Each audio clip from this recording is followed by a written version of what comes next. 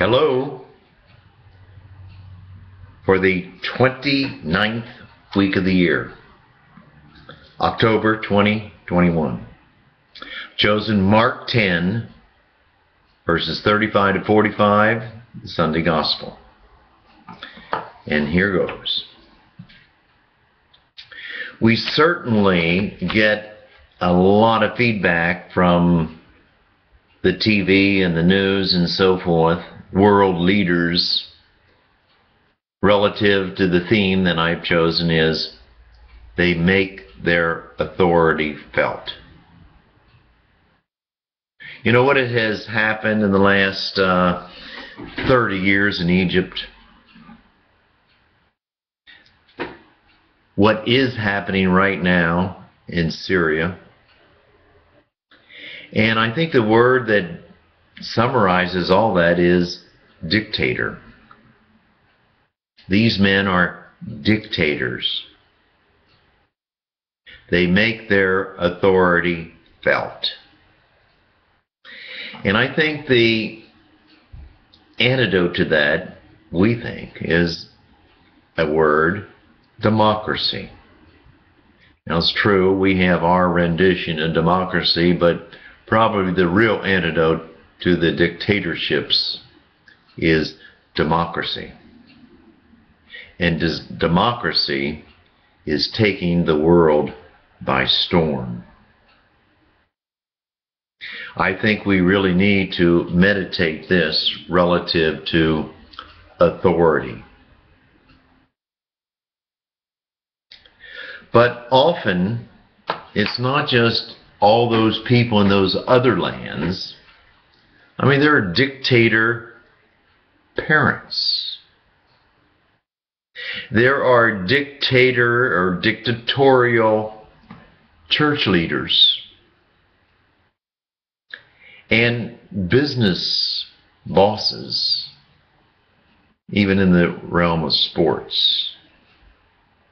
There are dictators. Dictators make their authority felt.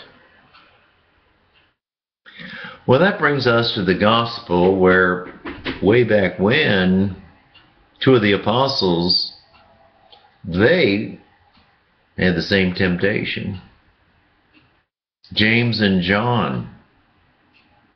So James and John goes to Jesus and said, "We have something to ask you." Well, what's that?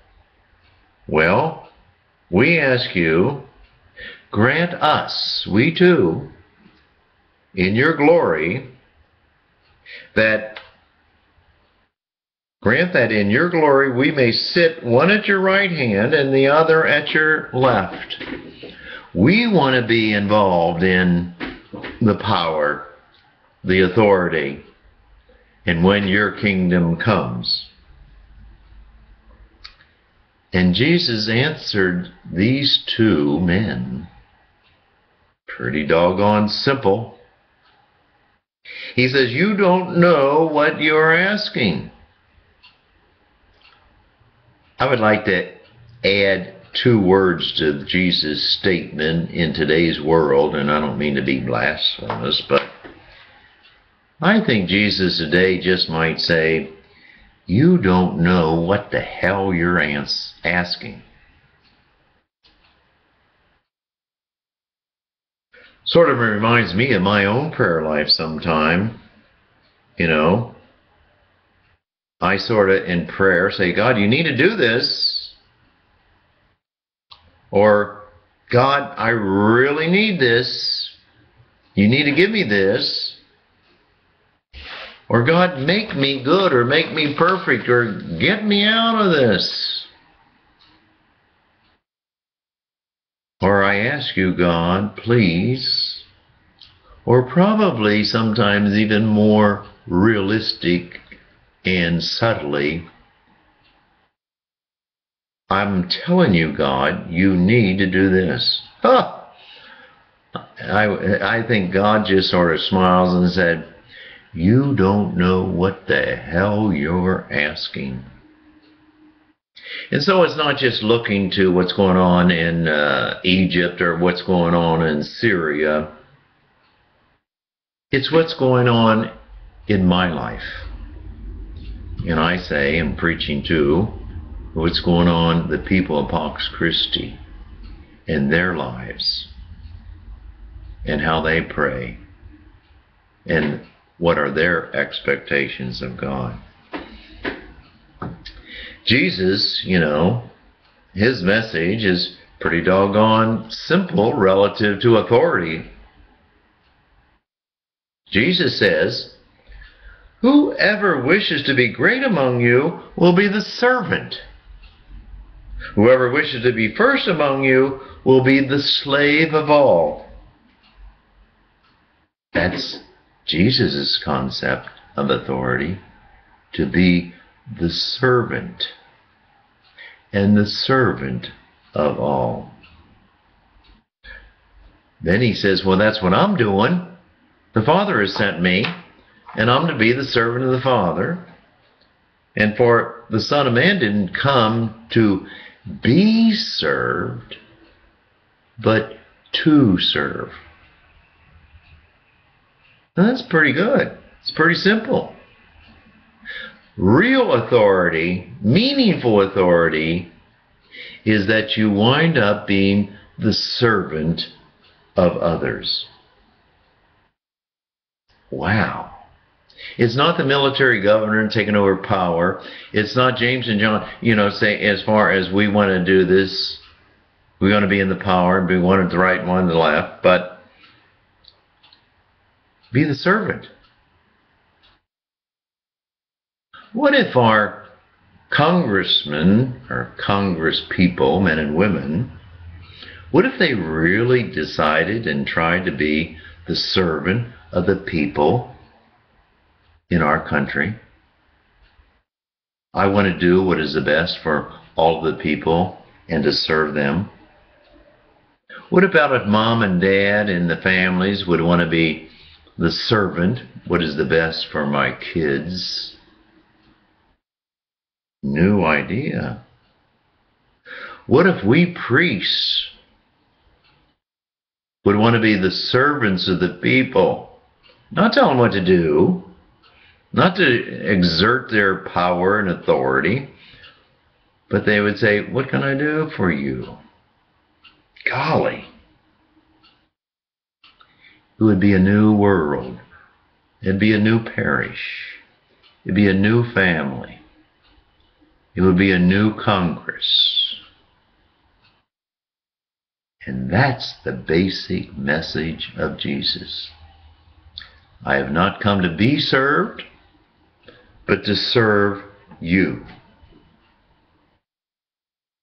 So maybe we ought not to just look at the people or the dictators in Egypt or the dictators in Syria presently, or the old dictator for 30 years in Egypt, and we look to try to serve other people. You ever go to a restaurant and have a server wait on you, and in all honesty and goodness sake, what can I do for you? I'm here for you. What do you want? Doesn't it make you feel good? I bet you how many parents would come to their kids and say, I'm interested in you. I want to do things for you. I want to serve, and we'll make you the best person you could ever be in our family. We will make you proud. Whole new ballgame. So maybe we ought not to just look at our TVs and see these dictators in Egypt and these dictators in Syria, and we look to our own life. How we try to help people, serve people. And by golly, if we do that, we will become more powerful than we can ever imagine. I keep on saying, if the church just preaches Jesus, his message, and not tell people what to do, but just His message, we will be servants of Jesus and will be so powerful. This past week I read an article in the newspaper where some of the young people are leaving the church. Well, they're leaving the church not because of the message of Jesus. I think they're leaving the church because they don't get the powerful message of Jesus. Sometimes I think they're turning off how authority tells them what to do. Let's meditate the message of Jesus. Let's try to be servants to other people, and we'll become powerful. Our family will be better places to live. Our country could be a better place to be. The world could really learn that message. Authority. The basic word of authority means power. Well, by golly, all of us have power. How do I use my power? If it's in the realm of service, your power, my power, will be great and more powerful.